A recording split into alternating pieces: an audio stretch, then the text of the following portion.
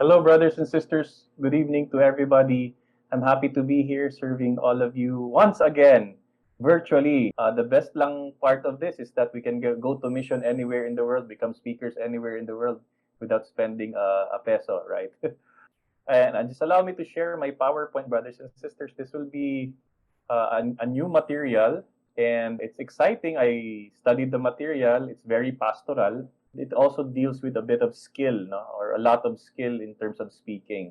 Okay, so we're gonna have a basic speakers training, brothers and sisters, and yung mandate talaga no ng simbahan is to really proclaim Christ to all people. And I read somewhere John Paul II said no, that our supreme duty as Catholics, as Christians, is to proclaim Christ to all people. And how blessed are we in Corpus for Christ that we get to do that, literally, right? We get to do that. If I were not in CFC, I would just be going to Mass, which is very good. Pero talagang part tayo ng God's army, no? We are able to proclaim Him to the rest of the world. So that's a wonderful privilege. The normal setup for this speakers basic training or basic speakers training is a whole day, 8 to 3 p.m. Huwag kayong mag-alala po, hindi po tayo mag-whole day. This is more of like getting you oriented of the content. We'll be spending like an hour, close to an hour in doing this. So ito po yung in case of face-to-face setup. Tonight, there will be 2 talks. I will be giving both talks and I will give you an activity overview. What does that mean? We will not have the right setup since this is virtual. We cannot have the activity because it's really designed for a longer period of time. It can be done virtually also, but it's more ideal to be done physically. So talk number 1, brothers and sisters, is sharers in Jesus' mission.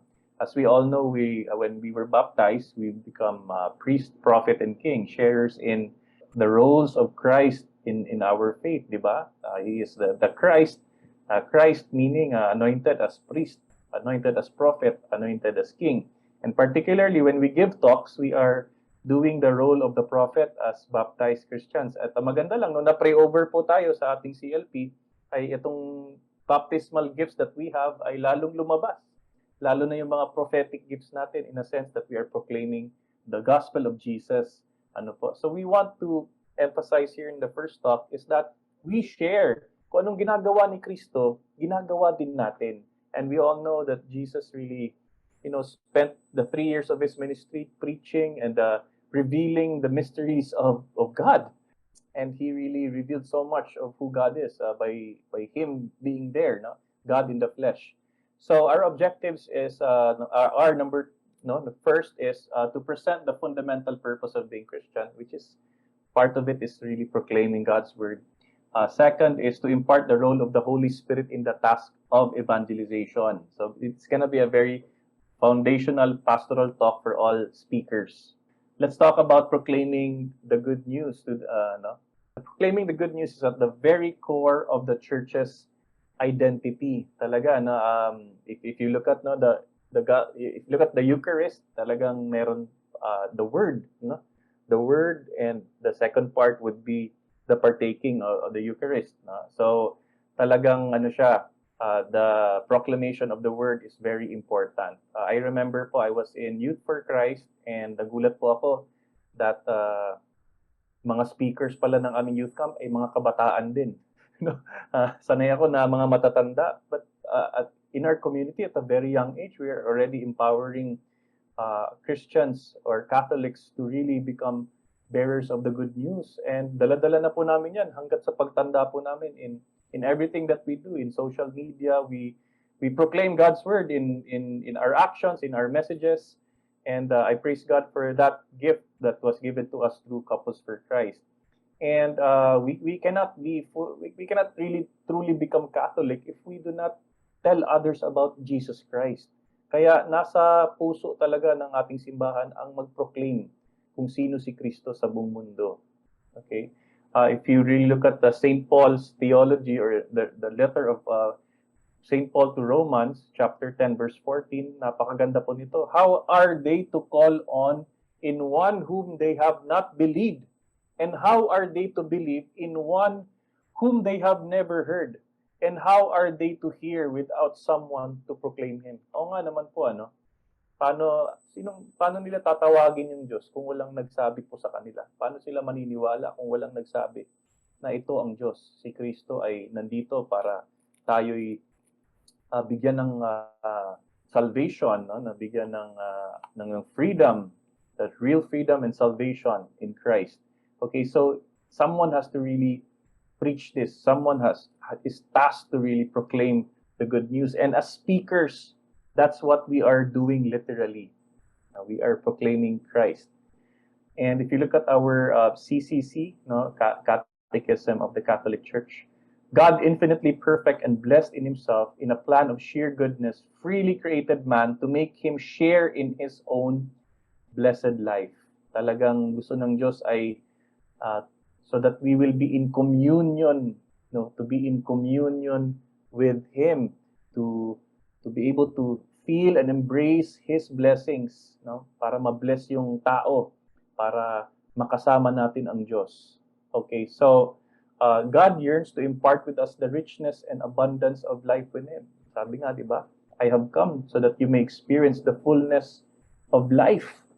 Ayan, so of course, we experience suffering, we experience many trials in our lives, but at the same time, these are also caused by sin.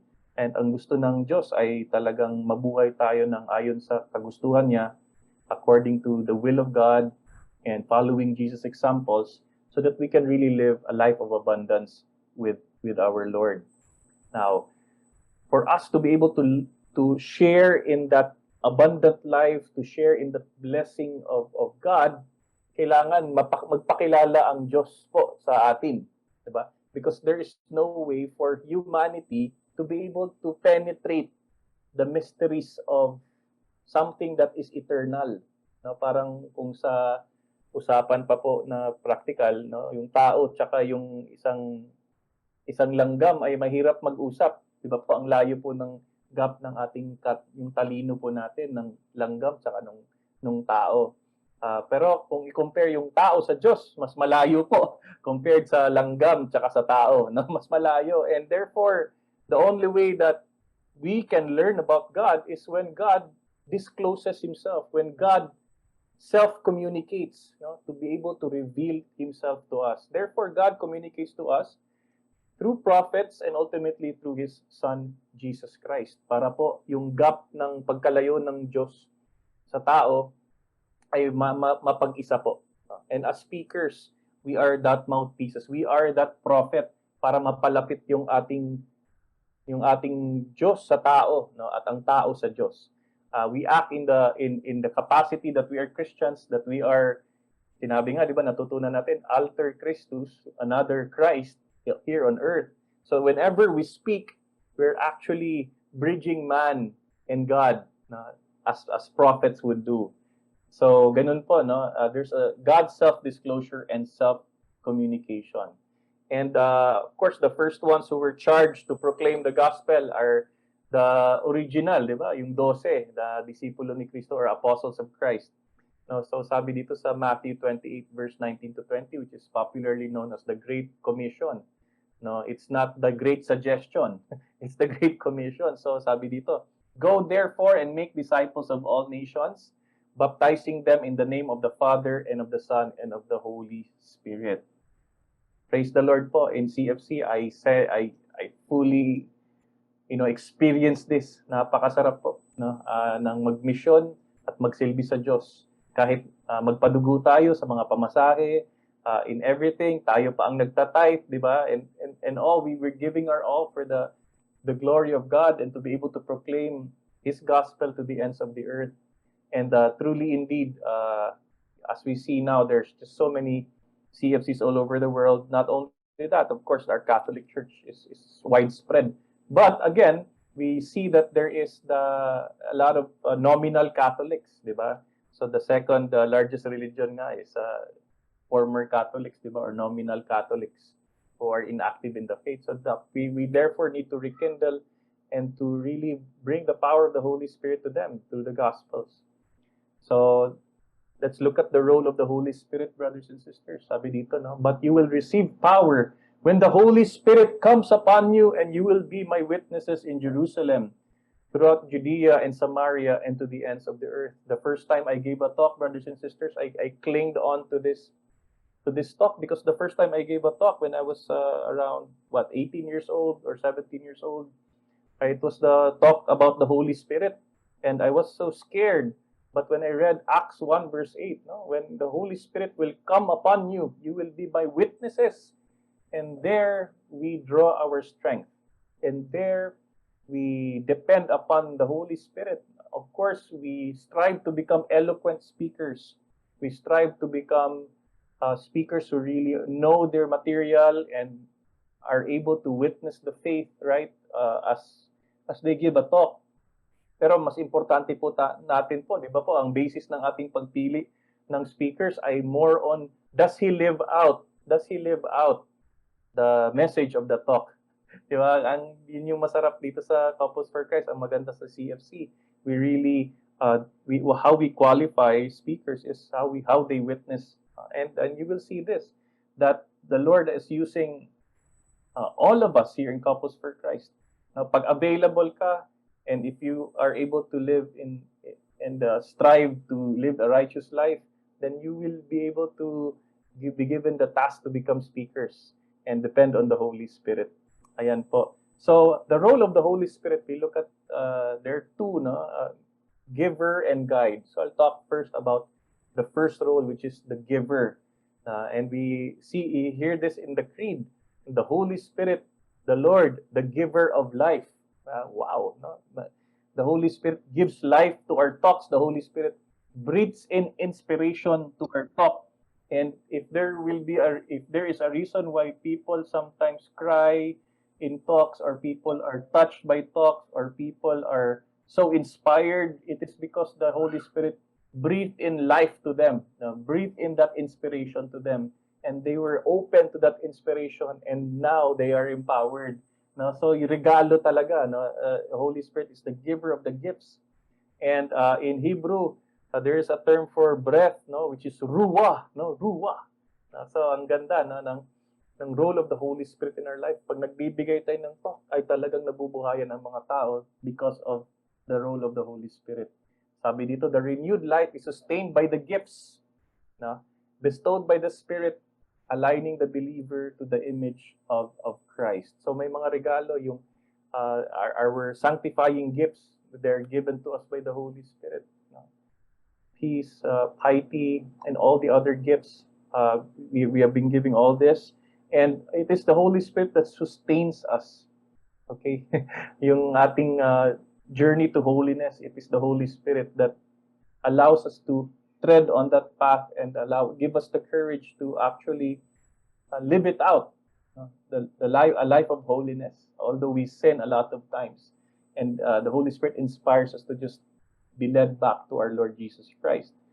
Okay, so our renewed life is sustained by the gifts of the Holy Spirit. So the Holy Spirit is the giver, siya yung magbibigay ng sa atin, lakas at inspirasyon at energy at fire, di ba? But also the Holy Spirit is the guide. In our church, there is what we call a sense of faith, and in Latin, it's called sensus fidei, a sense of faith in the church. That we actually sense that what is right and wrong, nagkakaroon ng sense in the church, a sense through our leaders. No, kaya kasi nararamdaman natin yung tama at mali, of course, through our consciences, and because also of the empowerment of the Holy Spirit. The Holy Spirit guides us in the right path. So Jesus calls the Holy Spirit the Paraclete, literally, he who is called to one side, advocatus, right? So, di ba, Paraclete, a lawyer, one who defends you, one who encourages you, one who gives counsel, one who exhorts. Paraclete, no? Paraclete means so many things. But our sense of faith or our confidence lies in that the Holy Spirit ay talagang magsasalita through us. At bibigyan tayo ng guidance. How many times have we experienced giving a talk na wala sa script? No, nag-aral tayo, review, ilang araw natin i-review nung pagdating natin sa stage, pagbigay natin sa CLP, May mga inspirasyon po na lumalabas na hindi po, wala po sa papel natin. At ito ang ginagamit na pang-inspire, no, sa mga participants. So marami pong beses na experience ko po yan. At sabi ko, ang tindi mo Lord, ang tindi ng Holy Spirit. Wala sa aking hinanda, pero nandoon yung gusto niyang sabihin. And that's when He steps in like a lawyer. Now that's when He steps in like our advocate. Kasi tayo po ay maraming pagkukulang in terms of maybe skill and even knowledge, right? But the Holy Spirit inspires the people and touches their hearts. So we look at the purpose of CFC in our international statutes, right? Of course, CFC is the work of global evangelization and renewal with the goal of winning the world for Jesus Christ through the power of the Holy Spirit. Talagang hindi matanggal na sa atin po itong win the world for Christ. Kahit po ay nasa pandemic po tayo, ay talagang we have to proclaim, we have to preach, we have to witness, we have to give talks. Alam niyo po, akala ko po bababa yung yung attendance ng participants sa CLP, pero so far po ako lang po ito sa lahat ng aking na-experience po na nagtotalk ako sa CLP ay hindi bumababa ng 10, no? May mga napuntahan ako 30, may napuntahan ako 26. Sabi ko, parang mas marami pa ata ngayon na akala natin ay mahina ang ating harvest. Of course, there's no substitute for the face-to-face and the human touch. But still, the Lord is blessing us and allowing us to win the world for Christ. So, yes, we win the world for Jesus Christ through the power of the Holy Spirit. Talaga naman po, at talagang without the Holy Spirit, we cannot do anything. We will not be useful. We will be useless without the Holy Spirit. Okay po. So, if you look at it, now proclaiming the gospel is a response to the mandate of Jesus and a sense of service to others in gratitude to the blessings of life. Yung mandate ni Jesus, which is to go, therefore, and proclaim the good news to the ends of the earth, baptizing them in the name of the Father, Son, and the Holy Spirit. We respond to that. Sabi natin, yes, Lord, I will go to the ends of the earth, whether physically or digitally or virtually. Marami ng ways ngayon to be able to spread the good news of our Lord, to be a sharers of Jesus' mission. At tayo po we are motivated because we are serving the Lord. Ang pagsilbi, ito po ang buhay ng isang Couples for Christ, ang magsilbi. Kaya minsan, hindi dumating yung speaker, ay yes, ako na magtutok. Kasi team leader, di ba? Kailangan ng magtutok sa isang CLP, sa isang lugar. Pag available po tayo, yes agad po tayo, because that's what would Jesus do. Kasi yun talaga ang gagawin ni Kristo. Kung saan may makikinig, ay pupunta po tayo. At minsan kahit hindi bukas ang tenga ng ibang tao, ay tayo ay nagsasalita pa rin at baka yung seed na yan ay tumubo pa rin kasi napakalakas ng power ng Holy Spirit. At yan po, that is our first session, sharers in the mission of Jesus, sharers in the mission of Christ in spreading who the Father is to the world at mapapagkilala what the kingdom of God is. And of course, if you look at our CLP, talagang talks 1 to ilan na ba ngayon? Talks 1 to 8. Tama ba? I lost count of the new one, talks 1 to 8. Ay kompleto na po in the terms of a basic gospel message. So what a privilege. So that ends our talk 1. So talk 1 is basically emphasizing that we need to evangelize, and we evangelize because we share in the mission of Jesus, and we are empowered by the Holy Spirit to do that, and therefore anything is possible. Everything is possible by the grace of God. So number 2, talk 2 is more of the skill that we want to develop in terms of speaking, and the title is A Prophet in Action. Okay po. So the objectives here are, first, share basic concepts on public speaking. Yung yung framework of public speaking, paano tayo magsalita. So kanina pastoral, ngayon more on skill. Then give practical guides on how to effectively communicate the message of the CLP talks. All right, so we'll be touching on our basic evangelization and CLP. Okay, so I mentioned in the first talk that God discloses Himself. Pag sinabi pong disclose ay talagang ang kanyang misteryo po ay pinapaalam sa atin. At syempre, hindi natin buong malalaman yan dahil sa limitasyon ng ating pag-iisip at hindi pa po tayo nakakarating ng langit. But the Lord leads us there to heaven, but allows us to understand the very things that will bring us to the heavenly kingdom, right? So we would say that if you study theology, the first subject that you will study is actually revelation and faith, and revelation is about how God has been revealed through the prophets, and therefore God Himself is communication. He communicates. He is communication. And alam naman po natin, pag mahal po natin yung tao, ay talagang nagsasalita po tayo at kino-communicate po natin at tayo nag-uusap. Natutunan ko po to sa MER1. Dialogue is very important. Di ba po? After every talk, may communication. And God communicates to us. Hindi po nagkulang ang Diyos sa pagsasalita. Sinasabi natin, hindi nagsasalita ang Diyos. Pero pag tinignan natin yung Biblia, talagang the Lord speaks loud and clear and His word is eternal.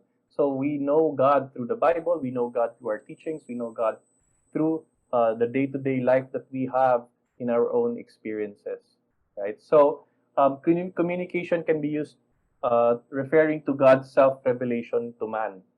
Talaga pong hindi tumitigil ang Diyos sa pagpapakilala po sa atin. So what is communication in terms of its definition in the dictionary? So technically, it's the act or process of using words, sounds, signs, or behaviors to express or exchange information or to express your ideas, thoughts, feelings, etc. to someone else. Talaga namang it's not only the way we speak, it's not only the manner of our delivery, but it's everything. Pati po, kultura, pati yung venue, pati yung music, lahat, the works, it communicates to the participant. Di ba po?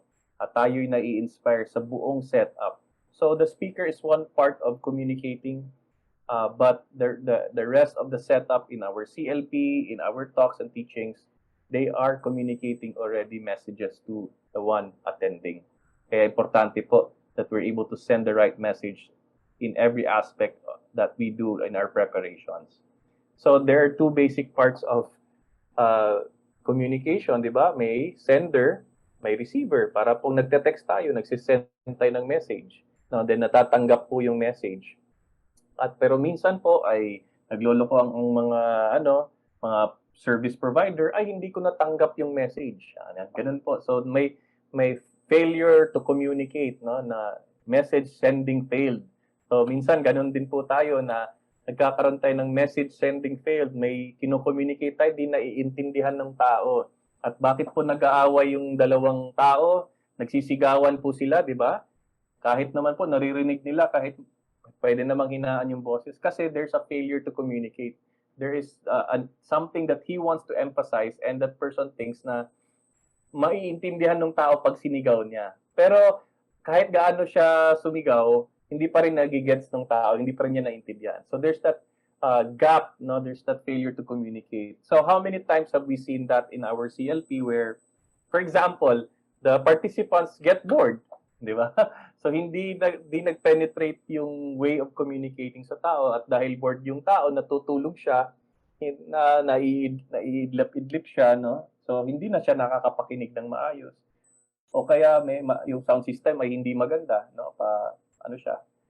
Pakurap-kurap yung sound system. So hindi niya narinig yung ibang mga salita. Or even in Zoom, di ba? Pag choppy ang signal. So there is that failure to send the fullness of the message. So there are really two parts there, sender and the receiver. And of course, the receiver, by way of feedback, ay nakukumpleto po ang ating communication model. So paano ba yung feedback? In a sense, yung nag-groupings po tayo, it's like a way of feedback na nagre-respond sila dun sa talk, sa gospel message. And right now, if you have questions, di ba? You give feedback, you send your questions para mabuo yung communication natin. So there's a sender and there's a receiver. And if you look at it, the sender encodes. It's a code, no, that you come up with, and the receiver decodes it. No? So when I went to China, nagtotalk ako in English, tapos yung pare na Chinese, ano niya, tina-translate niya, dinidecode niya, no? Dinidecode niya. Tapos sinisend na naman niya doon sa mga participants.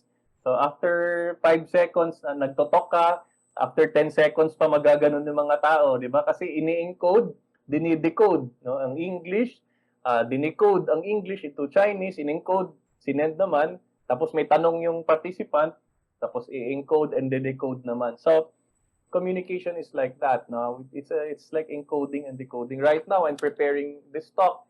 This code, whoever prepared this has encoded it here, and my role is to be able to encode it. No, I try to decode it. Okay, gusto ko maintindihan ng buo, kaya tinatanong ko yung nagsulat.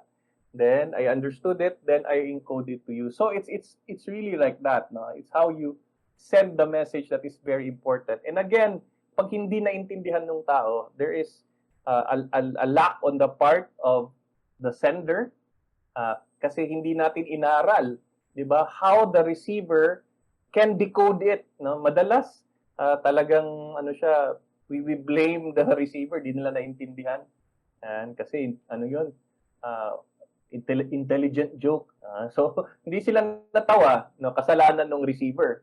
Okay? Bakit hindi sila natawa? Kasi masyadong we were not able to study who the receiver of our message is or the participants.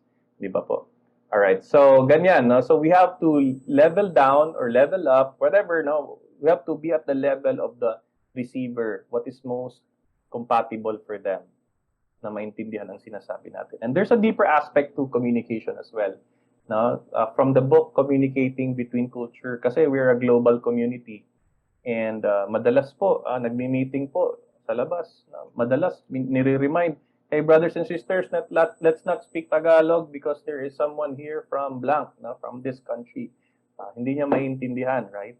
So it says here, influenced by various factors, social and cultural context. Out of these contexts, the communicator selects the medium for encoding his message. Okay, only if recipient is able to decode the medium used by the communicator can communication take place. So hindi pala communication po pag di naiintindihan ang ating sinasabi. Pag hindi po nila nahuli ang ibig nating sabihin, wala palang communication yon. There is no communication that took place. So we look at the method of communication. It can be nonverbal and it can be verbal. As we all know, nonverbal, the gestures, and our look, our respect to the audience by dressing up, right? For the occasion, our punctuality, and everything else. And it emphasized in this talk, basically, the nonverbal is the cultural aspect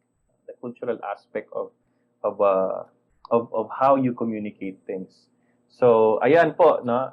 We look at that, both the nonverbal and verbal. Of course, the nonverbal can also mean your slides, can also mean the font, can also mean the text. And later, Gerald will be able to expound on that more in terms of the PowerPoint because it has obviously become an effective tool of communication. So what is the Christian communication model? Ito ang ating Christian communication model. God is the messenger, the big M. God is the message. We are the messenger, the small m, and the receiver. I love this Christian communication model. Kasi talagang gagamitin tayo ng Diyos para maging channels tayo, no? Maging conduits, we become that God flows through us, the message of God flows through us, the word of God flows through us, and what we have to do is really abide, no? Kaya ika nga sa kanta kanina, abide in the Lord, in His ways, so that the receiver may be able to get the gospel message, get that they will be able to accept and embrace the reality of our salvation through Jesus Christ. Okay, so ganyan po, message, messenger, and receiver. So let's look at now the structure of the Christian Life Program, brothers and sisters, diba? if we don't really look at it, no, if we don't study it, parang nakakabaan tayo sa Christian Life Program. Of course, the new CLP is more compact, it's simpler, but the main messages are there. All right, so if you look at the structure of the CLP, ano siya, nakaano lang sa tatlong parte lang po talaga. So if you look at where was that? Sorry. Ayan, so there's the introduction, which sets the tone for everything. The introduction usually, ano siya, you want to explain the problem. You want to explain the problem. If you read the encyclicals of the church, talagang yung chapter 1 yan. Ano yan? Statement of the problem yan. So if you look at God's love, di ba? Bakit tayo nagsasuffer dito sa mundo? Because of sin, because of our separation from the love of God. Now, so the introduction sets the tone, and usually you are there to explain why you're giving the talk, and because there's a problem that is at hand. A lot of people are living miserably because they are separated from the Lord, and we want to invite them to live a full life in the Lord, a Christian life, and we have a program for that. All right, so you set the tone in the introduction, di ba? So pwede kang magkaroon ng stories, magkaroon ng things that will excite them. You know, you can give them an overview. So yun na, tone lang po siya, tone. But the body is really the solution to the problem that we presented in the introduction. Okay, so kunwari po, what it means to be a Christian, di ba? Dun sa introduction, ang pinag-uusapan dyan, the lifelessness of Christianity right now, the misconception of Christianity, the wrong understanding of our faith. Yan, yun yung sa introduction. And the body will tell us what it really means to be a Christian. So, usually po, 3 parts po yan. And we want to actually stick to that kasi pag humahaba po yung talk, ay nawawala din yung audience. So, with this simple structure, we are able to actually put the talk into heart. May introduction ka, may body ka with 3 points, di ba po? At may conclusion ka. May conclusion tayo. No? So, we want to limit our talk. Kung online siya, maganda. 3 points in 30 minutes. No? 3 on 30. No? So, 3 points in 30 minutes. And if you look at the Jesuits, a lot of them preach this way. A lot of them give their homilies this way. May 3 points sila. And they are able to stick within the 7-minute framework. Di ba? So, ganito din po tayo na we look at it and we stick to this 3 big parts. Then the main body has 3 main points. No, sa isipan ko po parang sandwich po ang aking iniisip. No, yung introduction ay parang the bread, no? The main body is the meat. Then the conclusion is the bread under it. Tapos pag kinain po yan, napakasarap po. But we shouldn't put so much time in the intro and forgetting about the main body. No, sometimes the conclusion mahaba. No, so we see these things, the basic structure of our talks. And we want to apply this in all talks para hindi mahirapan po ang ating brothers and sisters magbigay ng talk at hindi sila ma-overwhelm. Kahit 5 pages pa yung outline, 3 pa rin po ang ating aalalahanin, yung structure kanina. So, how do we connect through public speaking? Kasi kailangan mag-connect tayo sa audience kasi nga we want to communicate. Without connection, there is no communication. And very true to anything. No? Pag wala tayong internet po ngayon, hindi tayo makakapag-communicate to each other. Okay, so first is you must have clear goals if you want to connect. No, yung may mga objectives po yan na nakalagay po dyan sa ating CLP outline. And if you have clear goals, you will be able to look at the outline and make sure that you're able to bring forth what you really want to tell them. For example, about who is Jesus Christ, the whole point of that is to tell the participants na si Kristo ay Diyos. Si Kristo ay Diyos. That Christ is God. Kasi po, if you look at other religions, diba, hindi naman sa Iglesia ni Cristo, hindi naman po Diyos si Kristo. Siya ay, mahalagang tao, no? Pero hindi siya Diyos. So, And we take this for granted, but when we have that goal in mind, we are able to point out there that Christ is really God. He is part of the Blessed Trinity. If you look at the talk of God's love, di ba? Ang goal niyan, maparamdam sa participant na mahal sila ng Ama. Then sometimes when we go to so many technical things, intellectual things, then we lose the essence that we want them to feel that God loves them. Okay, so hindi na meet yung goal. Okay, so if we have clear goals, and we will be able to bring forth the message of the Lord, di ba? So we want to avoid unnecessary insertion of ideas that do not contribute to the total goal of the talk.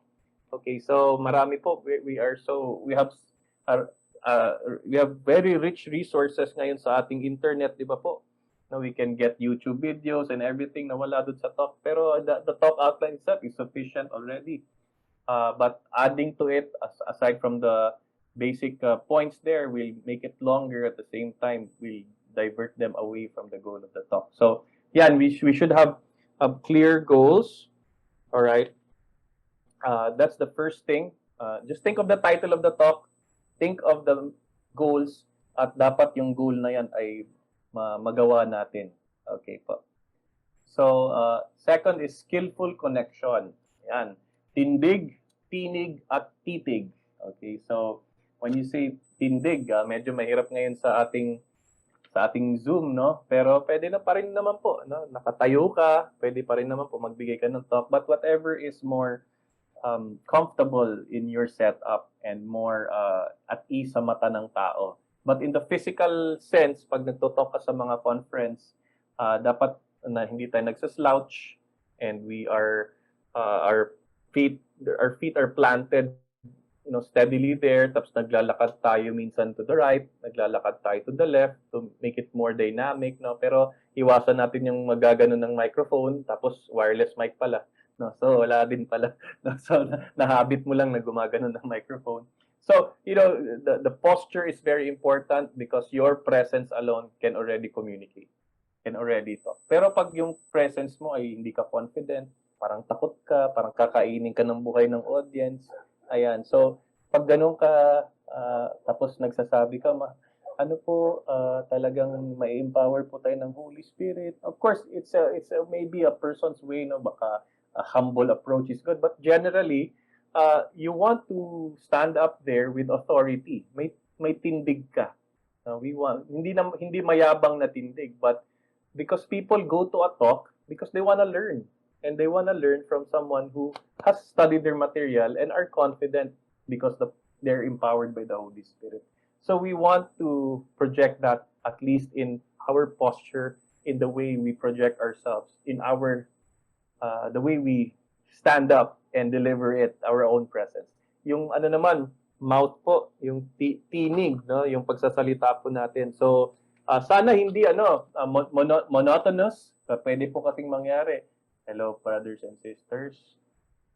Magandang gabi po. Dito po tayo ngayon sa ating Zoom meeting. Di ba po, naantok na yung iba, no? Ano pa lang, 3 seconds ko pa lang ginagamit po yun. But I tell you, there are many brethren who really struggle with the tone, the intonation, the animation of things. So it's important that we're able to be conscious that we're dynamic in the way we communicate with others. So appropriate use of voice tone. Ayan. So we want to make sure that it's clear ang ating pananalita, ang ating pronunciation. All right, but not being too technical na, hindi naman to speech class, no? But our goal is maintindihan po tayo at sana hindi mabore yung mga tao dahil sa ating tinig. Okay. Next naman po, titig. Eto po. Sa Zoom po, mahirap, no? Kasi we want to look at our, kunwari ngayon, I'm looking at my PowerPoint, so hindi ako nakapag eye to eye po sa inyo. Pero ideally po talagang ganito po ay talagang matrain ng ating mga mata na kumausap sa ating webcam o sa ating computer na maliit na butas. And that's a skill that we need to train with over the Zoom, right? So ganito, no? But still, the connection through the eyes is very important. I myself struggle with it, but if we talk about this skill in the practical sense where nandun ka sa isang kwarto, nagtotok ka talaga physically, no, yung eye-to-eye contact ay napakahalaga. No? Look at the eyes of the participants. No, wag yung minsan nakatingin po tayo dun sa relo, nakatingin tayo sa sky, nakatingin tayo dun sa bubong ng gym, na basta hindi lang natin matingnan kasi marami sa atin nag-iisip, 'di ba, pag nagtotok po tayo, marami sa atin ganito mag-isip pag nagtok, no? Malayo ang tingin, no? Or minsan nagtotok nakapikit. Alam mo mga kapatid, so iba-iba ang ating ways, but titig is very important to be able to establish connection. In fact, if you're afraid to give a talk, just look for one person na very friendly yung nakikinig sa'yo, no? Na very affirming yung mukha, and you will gain that confidence. But maganda, mag-shift-shift po tayo sa iba't ibang tao kasi they will feel connected. Iba pa rin ang gaze ng tao. Okay, so capturing the heart is very important, brothers and sisters. And how do we capture the heart? We incorporate stories in our talk without necessarily adding to the length of the session. When you give a story, iba po talaga. No? Naalala ko po when I gave a talk for the first time, yung aking pong dating speaker doon sa aking inatenan, na-pressure po ako kasi napakagaling ng speaker. And I wanted to become like that speaker. Pero at the same time, because I was so conscious, nanginginig-nganig ako, I wasn't myself, no? And later, no, after so many talks, after so many practices, after so many invitations, talagang we are able to communicate with our heart with full conviction, and with that is our real life testimonies, our real life experiences. So add stories, add some jokes that are clean. Minsan nagba-brown jokes, nagi-green jokes pa minsan, ano. Wag nating gawin no derogatory jokes about politicians, about other people, about geographic locations, no. So sometimes we make derogatory jokes na nakaka-downgrade ng tao, no, or what do you call that? We can look down upon them, right? So we want to capture the heart, add stories, put in your life testimonies there. Not too long because there's still a sharer also, but iba talaga mag-animate if we capture the heart. Okay, some practical reminders when giving talks, brothers and sisters. Number 1, be other-oriented. Isipin po natin kung naiintindihan tayo, kung yung ating pananalita ay masyado bang mabilis, yung ating pananalita ba ay yung ating vocabulary ba ay simplified if the listeners are simple people, right? Let's look at that, and we be mindful of the culture that people have also, kung ano yung patok sa kanila. Try to do some interviews and try to see the landscape of the problems of the people there, and maybe you can connect to that. So in other words, there's a lot of research to be done when you give a talk, di ba? Mga musta muna kayo, then bring their context into your talk, and that's how we become other-oriented. Second is be personal. Of course, you are the messenger. And in other words, the gospel flows through your life. And if you can really bring it down to the level of your own experience, mas naiintindihan po na at na-appreciate yung mga tao. Okay, so since you were invited as a speaker because you live out the talk, just pick a part or an anecdote of your life where you can say that, yes, you were able to live that out. And even if you're struggling because you're sinful, and by the grace of God, we're able to overcome a lot of things. So be personal po. Next, be Jesus-oriented kasi syempre may mga talks talaga na nakakaaliw at very entertaining, pero minsan nawawala na yung mukha ni Kristo doon, nawawala na. Nag-glorify na yung experience ng tao. Kailangan ibalik parati kay Kristo. Si Kristo parati yung bida, siya parati yung ating pinoproclaim. Amen, brothers and sisters. So again, God is self-communicative. God sends His message through us, and we are just humble servants.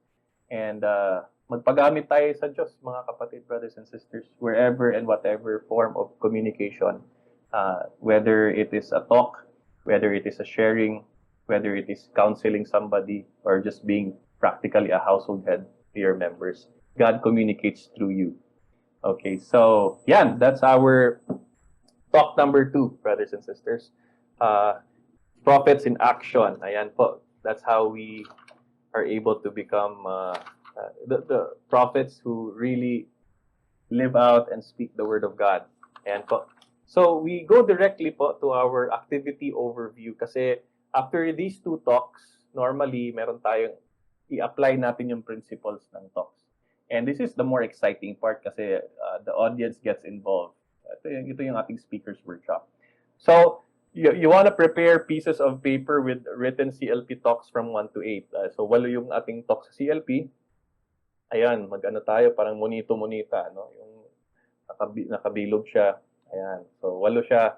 Tapos, let's just say you have 16 participants, so you create 2 sets of 1 to 8. Ganun lang po, no? So, divide the whole body into 8. So, kung may 24 ka, di 3 sets of 1 to 8. Ang point is, magbubunutan po sila and they will pick up any of the talks and they will have to give that talk.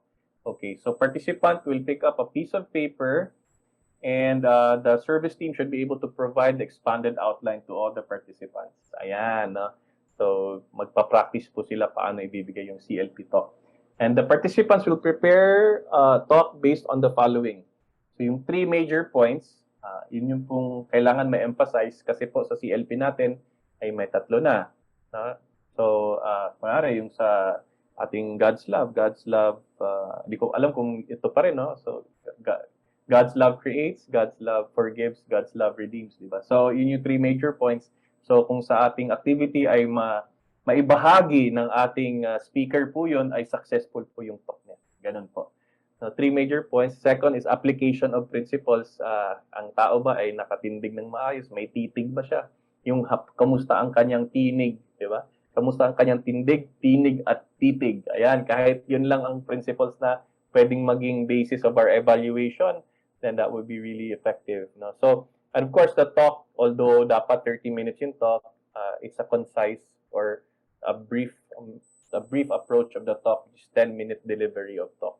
So, ganun po ang mangyayari sa ating workshop or activity. Tapos, magpe-present na po. No? So, let's just say yung group ay 8 participant lang po yung dumating. So okay lang po, isa-isa po sila mag-present. 8 po sila.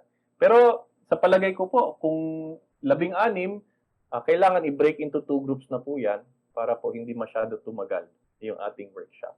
Ayan. So kasi 10 minutes times 8 participants is 80 minutes. That's practically 1 hour and 20 minutes yung ating isang workshop. Pero marami pa mga comments, so hahaba pa rin po yan. Tapos maghahanda pa sila sa talk, what you call that, i-instill pa nila sa sarili nila, and that takes some preparation time also. Pansin nyo po, mabilis lang po yung 2 talk. Mabilis lang po siya. Kanina, I just gave it in 20 minutes yung talk 1, tapos 30 minutes yung talk 2. Kasi we want to devote a lot of time to the workshop and to actually evaluating how people will give a talk. Kasi tips alone, okay, maalala nila, pero when they're actually doing it, that's what matters. That's what they will remember. Okay, then after that, after they present the talk, magkaroon lang ng comments and suggestions yung grupo. And it's important that you're able to set the right tone kasi medyo sensitive yung tao sa criticism, di ba po? Ano siya? Parang nasasaktan yan kahit sabihin mo, huwag kang magalit ha. Siyempre, pag sinabi mo na, huwag kang magalit ha, parang hinahanda mo na yung tao para masaktan. So, importante po, there will be an agreement where you're able to just do this for the sake of practice, for self-improvement. At kung agree po lahat, no? So, syempre, pag nag-suggest din po tayo at nag-comment bago sa mga negative comment ay yung positive muna. Yung may energy ka, ang ganda, maliwanag yung points. Pero ano lang po, bro, may isa lang kulang. Parang may nag-overtime ka. Ayan, mga ganun, no? Yung masaya pa rin na evaluation, masaya pa rin na comments and suggestions for each speaker. Okay? So, ayan. Then, of course, there's a big plenary for an open forum about people asking about how to give a talk. Ayan. So, if you notice, our 2 talks are very, very basic. It is not only for the CLP, no, but it is for all talks in general. We have that principle as long as yung speaker, yung nasa isip po niya ay mag-evangelize tayo, that we are communicating and God is the messenger, is the message and we are the messenger. And as long as we have that principle of tinig, titig, and tindig, and we're able to project ourselves well, then we would have been able to train them already. Okay, so ayan. That's it, brothers and sisters. If you have questions, then I'll be here to answer them.